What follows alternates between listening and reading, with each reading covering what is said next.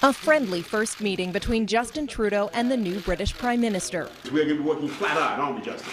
Looking forward to it. Both Boris Johnson and Trudeau want to talk free trade. And make sure that there are great opportunities for Canadians, for Brits. But Johnson's Brexit plans have many at the summit nervous. There's a lot of unknown unknowns and known unknowns, and until we know that, it's very hard for Canada to actually negotiate any kind of agreement with Britain, especially given that we've already gone a long way to coming up with something what it might look like, but we're not exactly sure where the British are coming from. And I still hope that Prime Minister Johnson will not like to go down in history as Mr. No Deal.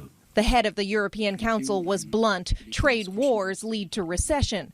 Donald Tusk called this summit the last moment to restore the political community and a test of unity in the free world. This confrontation can be really risky for the whole world, including the EU. This is why we need G7. That comment aims squarely at U.S. President Donald Trump, who just before he left for France lobbed new tariffs at China and threatened his host country with a tax on wine if France moves forward with a tax on big U.S. tech companies. We'll be taxing their wine like they've never seen before. But when face-to-face with his host, a much different story. I love French wine.